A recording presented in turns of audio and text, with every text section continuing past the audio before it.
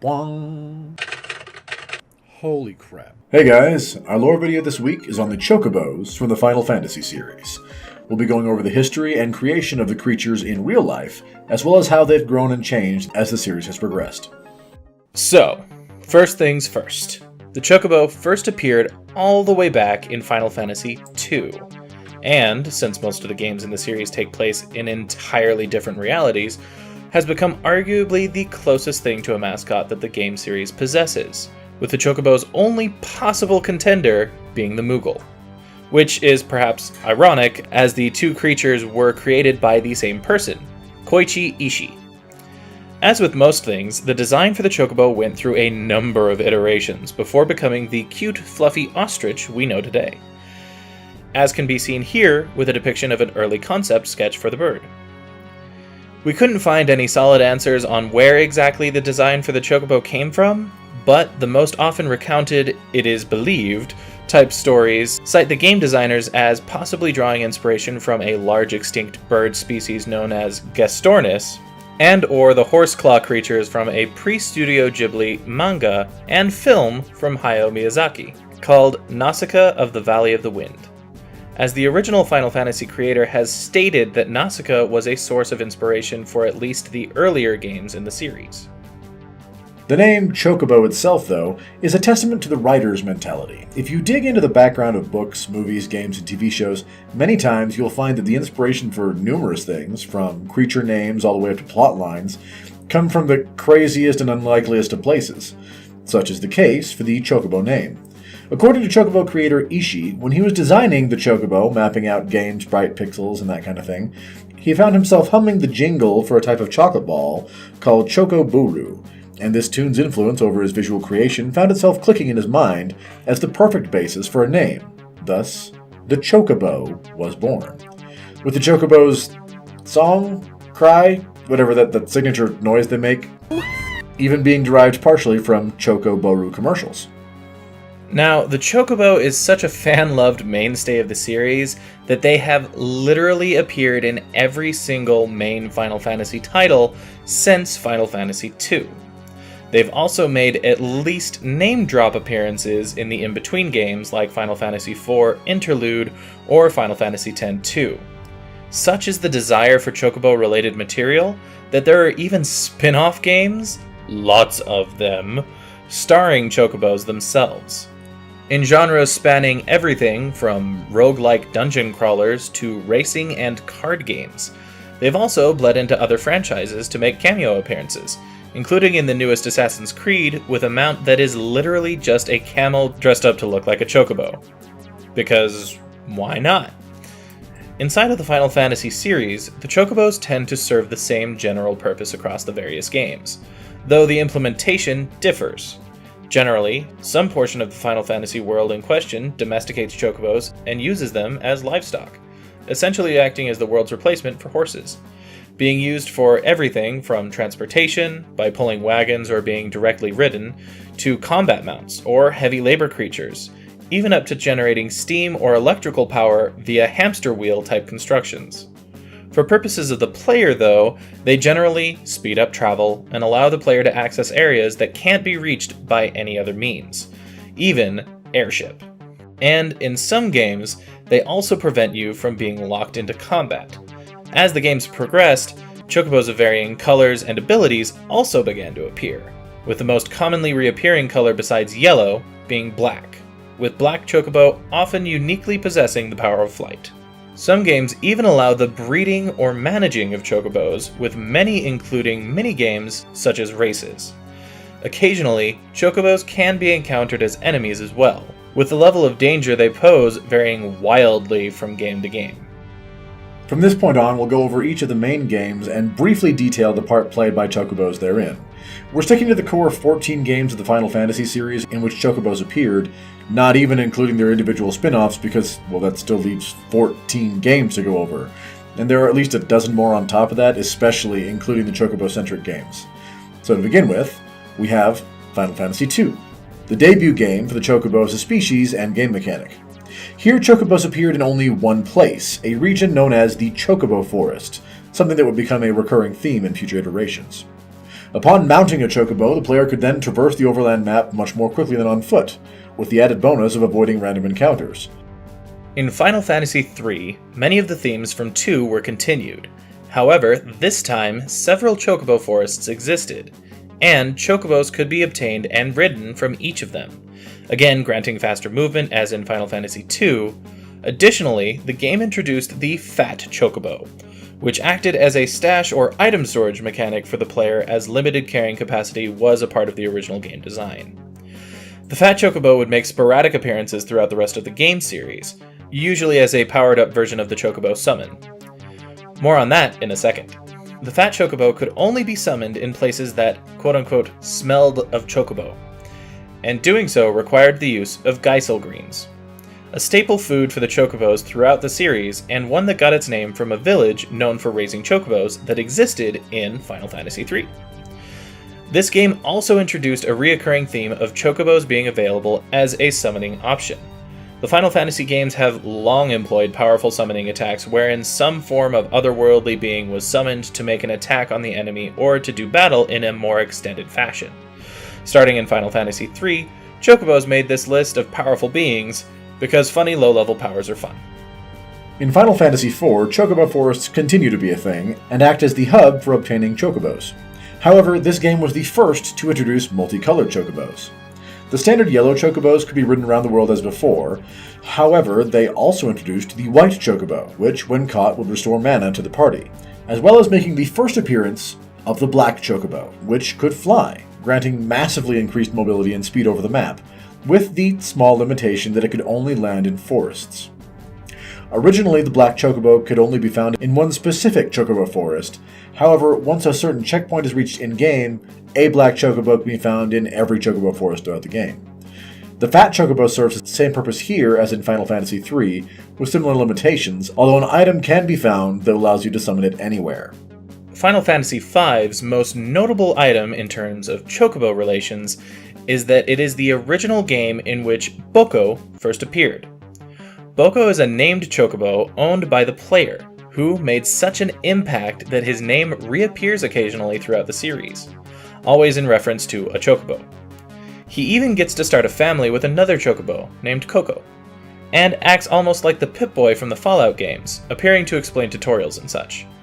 The Black Chocobo appears in this game as well, with similar powers of flight and limitations to a forested landing. Chocobos continue to be a summon here, with the Fat Chocobo acting as a sort of critical summon, appearing to damage all foes instead of the spell's normal single-target function. As a final note, this is the first game to introduce Chocobo Chicks. Final Fantasy VI changes up the Chocobo formula just slightly by making the Chocobos a commodity. No longer do Chocobos roam freely to be tamed by any who happen by. Now, they have to be rented from Chocobo stables in various towns or hidden in forests throughout the game, with the town prices varying from place to place and the hidden stables being a flat middle ground fee. It's also notable for introducing Chocobo-themed gear, and, to the best of our knowledge, being the first game since 4 not to include the Flying Black Chocobo. Final Fantasy VII added a whole mess of things in regards to Chocobos. First and foremost, it was the first game to involve Chocobo raising and breeding, evidently a much requested game feature by the fanbase. Allowing the player to, with the proper combination of breeding and feeding, breed Chocobos that were the normal yellow, blue, green, black, and even gold. With the blue Chocobos being able to walk on all kinds of water except for the ocean, and the green Chocobos being able to traverse mountains. Black being able to cross both rivers and mountains, and gold Chocobos being able to go anywhere on the map, even traversing the ocean, which was the only way to acquire such rare and powerful items as the Knights of the Round summon. The game also included Chocobo races and continues the trend of Chocobo summons. Final Fantasy VIII takes us back to free-ranging Chocobos in Chocobo forests. However, the Chocobo Chicks become important in this game and gain a name, the Chocobo, as the player must complete a small minigame with the Chocobo in order to lure out his parent Chocobo to ride it around the world map. As in most previous titles, once you dismount the Chocobo, it flees and you're left to find other modes of transportation or walk.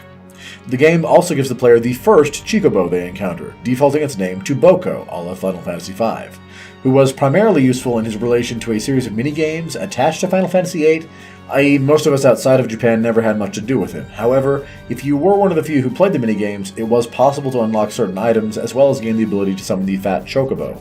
It should be noted some newer PC versions do include this feature with the game as packaged. Final Fantasy IX primarily employs only one Chocobo for the player, though others are seen throughout the game world. The Chocobo's name is Choco, and once acquired in the Chocobo Forest, can be summoned anywhere in the game that has Chocobo tracks, provided the player is willing to lure the big old bird with some greens. Choco can learn new abilities as the game progresses by following a Choco-based treasure hunting series of side quests that periodically take the player to the Chocobo Dream World, where the Fat Chocobo resides as a mystical being who can empower Choco for you. As a side note, concept art reveals an unused idea for a horrifying-looking contraption called a Chocobo Copter that never found its way into the actual game. Final Fantasy X has Chocobos all over the place, but are usable by the player in only a handful of locales. There are no special Chocobos in Final Fantasy X, but they continue to be the only way to reach certain areas in the game, or being the only method by which certain items can be acquired, such as summons and ultimate weapons. This is also one of the more prominent games in which armored Chocobo combat mounts are seen. Chocobos are acquired primarily by renting them through Chocobo stables. Final Fantasy XI continues with the Rent-A-Chocobo routine. However, in this game, the player must first go through the process of acquiring a Chocobo license, which requires some questing and a fee. Thereafter, the player is allowed to rent Chocobos for a set amount of time. Eventually, an expansion to the game was released that, among other things, introduced the Chocobo raising system to the game, allowing the players to acquire a Chocobo egg and then raise it to adulthood, going through the various processes to affect its stats or the bird's color, including breeding their Chocobos with other Chocobos either in their own possession or those of other players in the game. With the expansion came the ability to call your Chocobo to you in the field with a whistle. It should be noted that in this case, the color of the Chocobo doesn't grant it other abilities. Final Fantasy XII has multiple colors of Chocobo as well, though no particular abilities seem to be associated with their feather hue. Chocobos can be found in the wild as combatants, as well as rented from towns. Powerful enemy black, red, and white examples of the species do exist, particularly as hunt quests. When ridden, they grant the player increased speed as always. However, their use as a method of travel to otherwise unreachable places is especially stressed in this game, as the player is limited to about 3 minutes of ride time whenever a Chocobo is rented. Areas only reachable by Chocobo are marked with Chocobo tracks for ease of discovery. Final Fantasy XIII sports two basic variety of Chocobo, depending upon what region of the game you are in at the time. They are presumably statistically identical, but only one of them is ever ridden. In this game, they can be found in the wild, not rented, and continue to speed you up, as well as grant access to some treasured dig sites. Additionally, Final Fantasy XIII mixes up the combat avoidance formula a bit by giving the player a slowly regenerating meter indicated by Chocobo feathers that tells you how many times you can avoid a fight if a monster is walked into. If the bar reaches empty, the Chocobo will flee. Some particularly powerful monsters will automatically reduce the Chocobo's meter to 0, potentially leaving the player in something of a tight spot. Final Fantasy XIV employs Chocobos as mounts for its large player base. They can be rented, in which case they essentially act as fast travel. Additionally, once a player reaches a certain rank within their factions, they may purchase a license to own a Chocobo. The license is then traded in for your specific Chocobo, which can thereafter be called upon nearly at will. At higher levels, the player can either acquire a flying black Chocobo, or have their own Chocobo gain the ability to fly via questline. Other special Chocobos exist that can be acquired through promotions or in-game events, including two-seater Chocobos and Fat Chocobos. Additionally, the more standard Chocobos can either be used as combat companions or minions, as well as the common mount function we've come to expect by this point. They also appear as enemies out in the world. Finally, Final Fantasy XV allows the players to rent Chocobos for a pittance an in-game week at a time. As with other more recent titles, the Chocobo's plumage may be color customized to a certain extent. They are faster than the party on foot, but slower than the car. However, the car, without some extended DLC and beating the game, can only travel on roads, and the Chocobos have no such restrictions. They can jump very high, glide, swim, and run, and in doing all of these things, grant the player access to otherwise inaccessible places. Combat can begin while mounted on a Chocobo, but the player's party will not engage until you've dismounted. Additionally, the Chocobos can camp with the players and receive buffs and bonuses by being fed various greens during the evening meal. Over time, the Chocobo levels up, increasing various stats and gaining abilities until eventually being able to join the player in combat. And that's basically the story of the Chocobo, the most beloved creature from the Final Fantasy series. We hope you enjoyed this video. If you did, please leave us a like, and let us know in the comments down below what you'd like to see us do a video on in the future. If you want to see more videos from us in the future, be they lore or let's play, go ahead and hit that subscribe button. In the meantime, this has been Two Men and a Mic, signing off. Hey guys, you can click the link in the left for our last lore video, You can click the link on the right for our last Let's Play. and right here in the middle, that orb, you can hit that to subscribe. Also, ring the bell if you want to be notified when we post a new video. This is Two Men and a Mic. Thanks for watching.